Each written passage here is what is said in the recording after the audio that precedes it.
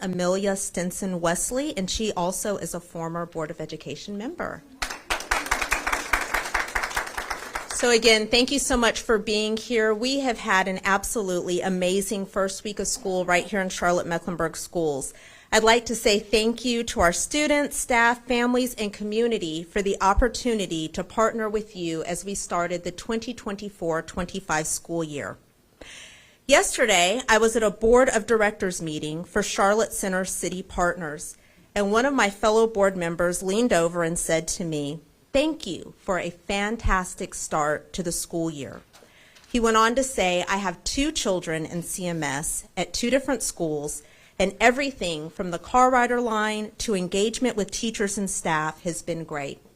And my response was really simple. We have an amazing team. I'd like to say thank you to the hard work and dedication of our school leaders, specifically our principals, who have spent the spring and summer months preparing for day 1 of the new school year.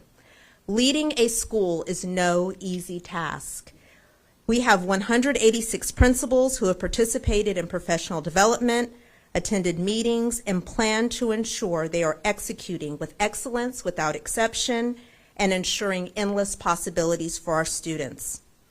Thank you, media partners, for being with us as we observed outstanding principals in our new buildings. Principal Summer Rogers at Knights View Elementary School, Principal Dr. Nathan Curry at Bruns Avenue Elementary School, and here today, as you all heard from, the fantastic Mr. Michael Miliotti, proud principal of Ballantyne Ridge High School. Will you please give them a hand?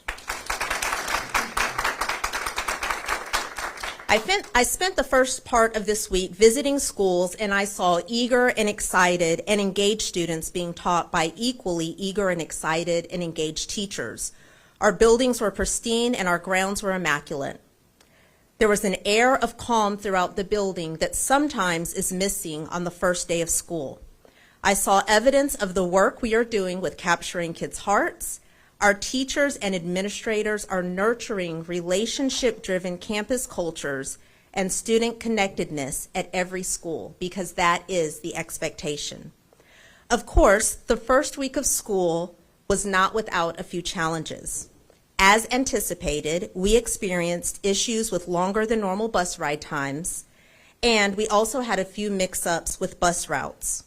While these challenges are typical in any school district across the country, it's not acceptable, and our team was hard at work to address them. And by Wednesday, we saw marked improvement. Unfortunately, we had a transportation incident yesterday with one of our buses at Oakdale Elementary. While we cannot go into specifics because of restrictions around personnel matters, we do and will hold staff to high standards, and we ask that the community continue to aid us in that accountability. I want to be clear, we take the safety of our students and staff seriously, and the well-being of our CMS family is top priority. We are also experiencing a few issues with some of our HVAC units not operating properly, especially with the higher than normal temperatures this week. Our goal is to maintain a comfortable learning environment for our students and staff. Our operations team continues to diagnose and prioritize and address these issues quickly as possible.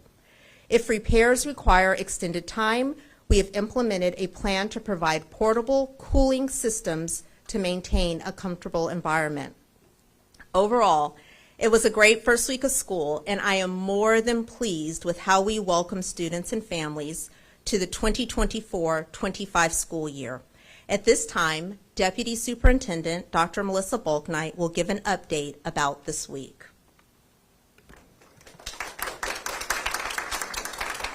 Thank you. Good morning. I'm told that the bell will ring at 10:22, but we're in a school, so we expect that, right? So we'll pause when the bell rings and just remember how it feels to be in a school and having to move to your next class. I spent this past week in schools, and it's been amazing. Being able to visit schools in our district and seeing all the great things in action has been absolutely wonderful. In fact, before coming here this morning, I was at Walter G. Byers with Principal Davis, and I was able to listen to students learn about all the things that coyotes eat. Well, that was aligned with our science standards around ecosystems and classification. And so I was able to stay in there and participate with the kids and learn a little bit, because I actually have coyotes around my neighborhood, so I learned a few safety tips for myself. Earlier this week also at University Meadows Elementary, the 5th grade team was already entrenched in instruction. The school was vibrant with murals that were aligned to instruction. For example, if you go down their kindergarten hallway, they have word walls that align to the words the kids need to learn throughout the school year. If you go to the 1st grade hallway, the same way. So every school, as you go and walk through, you see their personality come alive. In Ms. Anderson's language arts class at James Martin Middle School, students analyzed 7 different sources as their introduction to their first novel of the year. The first week of school, and they're already working with their first novel. Amazing. Students at Garinger High School, you could just see the excitement. Students in high school, those 9th grade students, they're learning their way to their classes. They're eager. Their friends were helping them to get to those places, and staff. So it feels really good at Garinger, and the staff was very excited to be there back with students.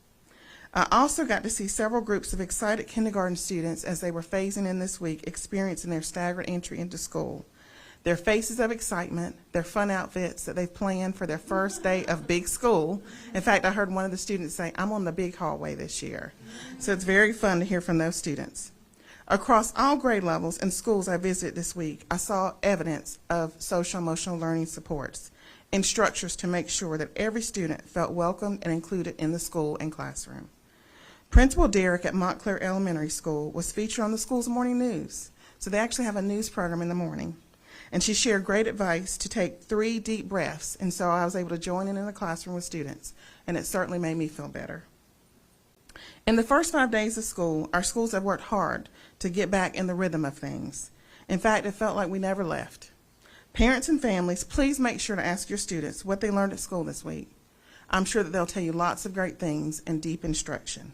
Teachers and staff, please make sure you get some rest, as it is just beginning. Thank you. At this time, I'll invite Mr. Tim Ivey to come up and share.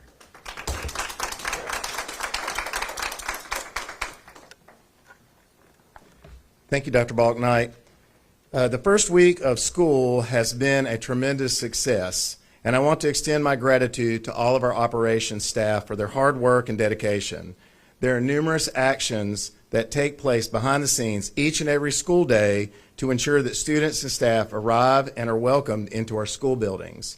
I want you to know that they do not go unnoticed. For school nutrition, our school nutrition team hit the ground running, serving approximately 25,000 free breakfast meals each day and 60,000 plus lunches daily. Please remember that this year we have 113 CEP schools where all students receive free breakfast and lunch. Free breakfast is provided to all students in CMS, and we encourage families to complete the free and reduced lunch form at any of our schools that do not qualify for the CEP program. In transportation, as we navigated the first few days of school, we encountered some typical transportation challenges, including delays, missed stops, and bus mix-ups. With over 100,000 riders, it is common to experience these issues as we fine-tune our operations. We work diligently to address and resolve these concerns as quickly as possible.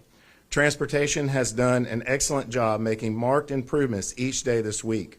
We began the week with morning on-time arrival times or arrival percentages at 86%. And yesterday, we were at 94.9%. That's almost a 9% improvement. Afternoon arrival time started at 77%, and yesterday we were at 88%. It's almost 11% improvement. We will continue to see these type of improvements as we move into week 2 of school, and I appreciate everyone's patience and understanding as we hone our routes and ridership numbers. Parents are once again reminded to download the Here Comes the Bus app and go to Alpha Route on the CMS transportation page. I also want to emphasize that it is illegal and extremely dangerous to pass a stopped school bus that has its stop arm extended. In operations, we had a strong start to the school year with no whole school HVAC outages. As the week progressed, we did have the normal HVAC challenges that go along with the beginning of schools and reintroducing students and staff back into our school buildings. This increased capacity along with the higher temperatures created some HVAC strains in some of our schools. I'm pleased to report that we were able to respond quickly to these concerns by placing technicians strategically throughout our district and utilizing outside HVAC contractors. We also implemented several mitigation steps. This year, we introduced the use of portable air units in schools with sections or multiple rooms experiencing issues, as well as providing fans to circulate air. Our HVAC staff have been working around the clock to ensure repairs and adjustments are made. We receive regular status checks throughout each school day to monitor the situation closely and make additional changes as needed. We want to maintain a comfortable learning environment in our schools, and I'm happy to report that we still do not have any whole schools without HVAC, and the schools that are having some form of HVAC outage are being addressed by our mitigation efforts. In school safety, the safety of our students and staff is our top priority, and I'm proud to say that our safety protocols were executed flawlessly during the first week. We had 2 schools that were asked to go into lockdown due to external community situations, not school-related issues. The staff were well-trained and quickly responded to make sure all students were safe.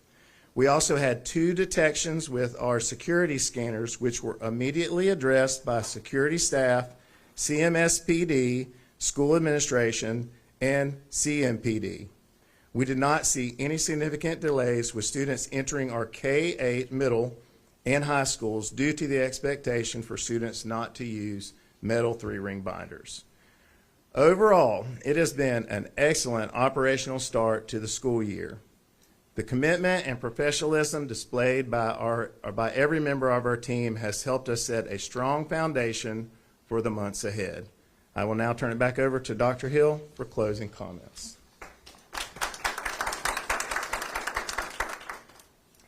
Thank you, Dr. Balknight, Mr. Ivy. Last year, I was a new superintendent, and this year, I've had the benefit of a year's worth of experiences under my belt. Personally, I live by the 1% better each and every day rule, where I strive to be 1% better than I was the day before.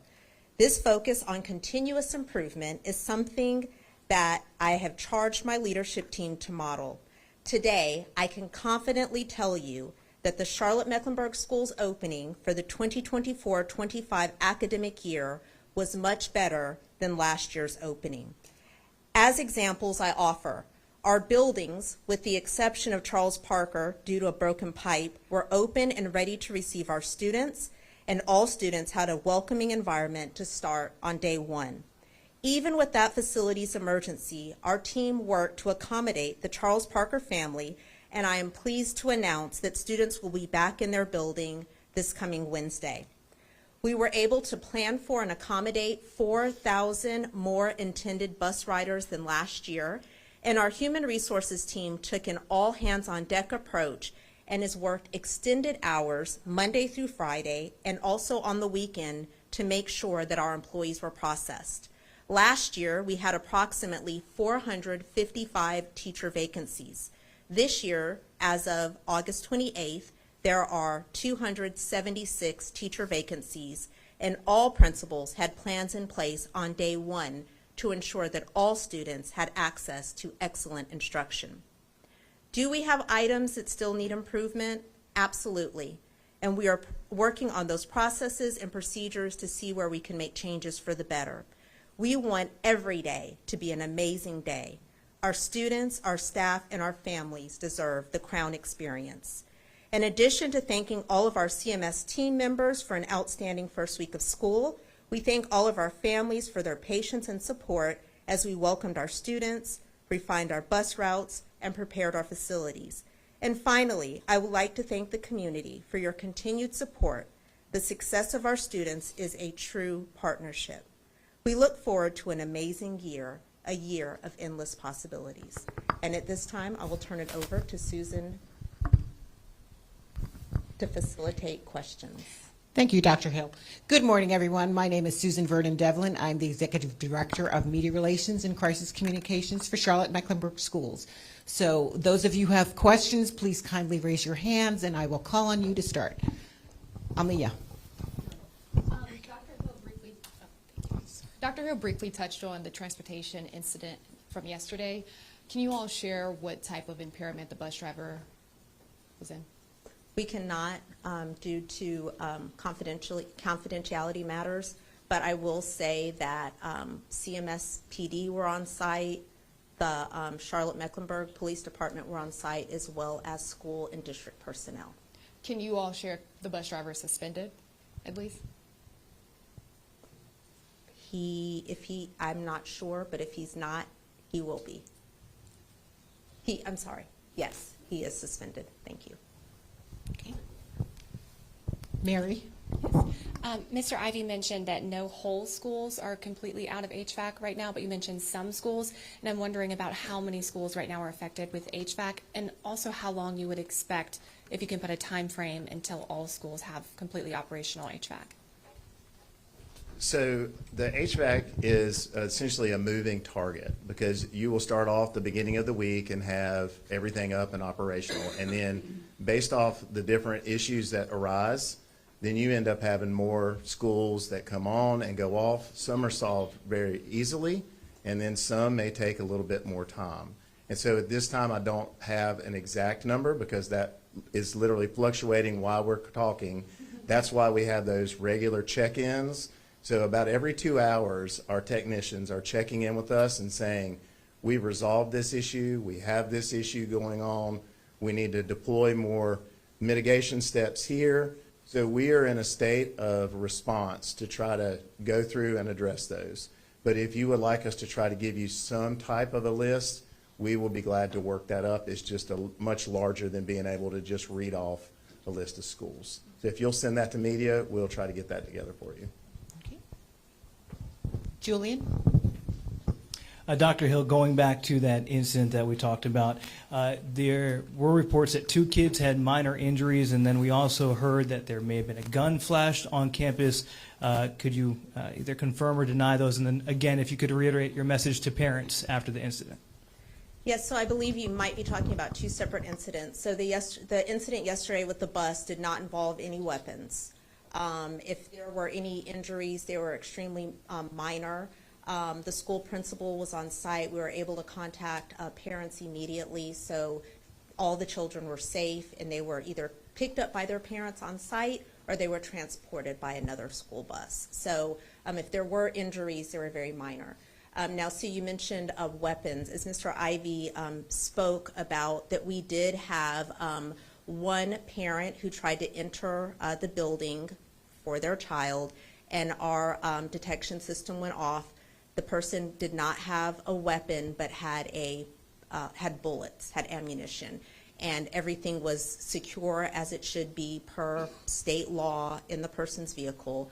But so that's what the trigger was. So there was none of that. The other issue that involved weapons actually happened in a school parking lot between 2 parents. Again, community related, had nothing to do with the school. So I think what I would say, my messaging to parents and to the community would be, we expect schools to be safe, but we need the support of the community in that. Parents, don't bring the drama to school. Your kids want to come to school and they want to be safe. We want them to be safe. We need the drama to stay outside of school. I'm going to pause for 1 second because it's 10:22, and let's see if the bell's going to go off. Are we good? Maybe? Your 'Cause team's it's so actually good very they loud. silenced it. Okay. Okay. I see Mary has another question. So Mr. Ivy had mentioned those 2 detections with the security scanners. You mentioned the ammunition. What was the second one? Maybe I missed that. Oh, the second one was a student had a pocket knife or something like that was in their book bag. And then with the 2 school lockdowns, one you mentioned the parents. What was the other one that was community related? I can address that. There was a police chase in the neighborhood, and the suspect had exited the vehicle and was running near the school, and so we went into lockdown out of an abundance of caution. Amelia? Where was the bus headed yesterday? The bus. The bus was taking the students home. Do you know exactly what area, it's just the Oakdale Elementary School? Yes. Do we know how long the bus driver's been with the district? I don't have that information, but if you submit it, we'll be happy to provide that information for you. Okay, thank you. Julian? Dr. Hill, the Hopewell High School principal, we know that they resigned. Is there any update with that? And obviously, you know that they've named a permanent principal. So is there anything more with the Hopewell High School principal that you can comment on? I'm just really excited to welcome Mr. Vandesal to Hopewell High School. He has served as an assistant principal at Hopewell and is currently, until Tuesday, the principal at Francis Bradley. He's done a fantastic job, and the community is really excited to welcome him there. So why the resignation? I can't speak to personnel issues. Jonisa? Going back to transportation, Mr. Ivey, you mentioned that you're at 88% arrival for the afternoons. Can you speak a little bit more about what the delay is as far as maybe an estimate on time for those students who are not arriving on time in the afternoons? For the afternoons? Yes. So in the afternoons, you have a lot of different variables that go into them getting home. We have students getting used to the first week of school, and so you will experience mix-ups where a student may not exactly know what bus as they're older students. You also have some who go to the wrong place that may miss their bus. We've had situations where, which are common, where a student may actually try to get off at the wrong area. The drivers are getting used to the routes. And as each day happens, we are adding new students and updating those routes. So those drivers are literally making adjustments on the fly each and every day. So to see this type of improvement is a real testament to their ability to make adjustments and their commitment to doing an excellent job for our students and our staff. Julian? Uh, This is one A lot of last round. questions today, Okay. Julian. got a lot of things happening, Dr. Hill. I wanted to confirm, you talked about Charles H. Parker, and Yes. then was that the school they're going to be back in next week? Yes. And so can you speak about the speed of response? Because originally we were looking at maybe a 2-month period. Yeah. How were you able to get them in next week? Yeah, I'll speak to that, and then if I leave out any details, Mr. Ivy can fill in the blanks. But there was a pipe burst, and it was in the top floor. Water poured all throughout the top floor, down the steps into the bottom. And so in our original estimates, we had a restoration team come out as expected, just with your home. The insurance company said, hold on, you're not going to move forward, we need to step in. So when the insurance company had to get involved, of course, our forecast for the amount of time that would take to get it repaired immediately was forecasted to be longer. And so at that time, we were expecting that it would be long. But the insurance company was great. They were able to find a local contractor that could finish up the work, got them in, and I put some heat on Mr. Ivy. Mr. Ivy put some heat on them, and they committed to working. They worked all last week, over the weekend. We were also really insistent that we wanted to have some environmental testing, because anytime you have water in a building, we want to make sure that the air quality is good. So we had that happen. We also then had to contract, if you think about just the fix, then all the floors that had been waxed were ruined, so we had to go back and do all that work. But when I say people worked overtime to make it happen, that's what happened. But the key lever for the time change was when we had the original estimate from the contractor in terms of time, and then when the insurance team had to get involved, we just projected that it would be longer. So we're really excited that they'll be back. I just want to be clear that everybody knows, families of course already know this at Charles Parker, but we had to make some adjustments obviously in their schedule. So today is their last day at Bruns, and then on Tuesday those students will have a remote learning day, because we wanted to make sure that our teachers and our staff had an entire day to be in that building and get it ready to go, so Wednesday morning they can welcome students. So teachers will be there Tuesday, teachers and staff, but Wednesday students will be there. Just have one more for the principal, if that's okay.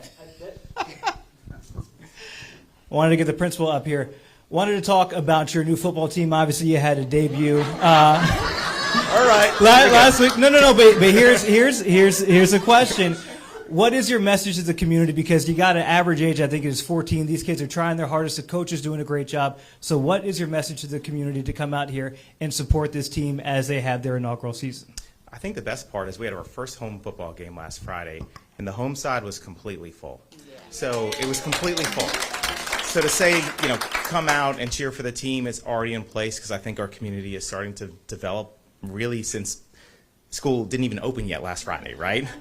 So we had a lot of excitement out here. I think what we've really done with our coaching staff across all sports is we hired coaches that it's not about win now. It's about building young men and young women to start the program the right way, where it's about character. Wins will come later, right? There's no pressure about that. But some of our teams, we've already got some W's out there. Not football, but we've got some W's. So we're moving in the right direction. We're excited about our coaches and our athletic programming. And again, it's about the future, and it's about building great young men and women. Yeah.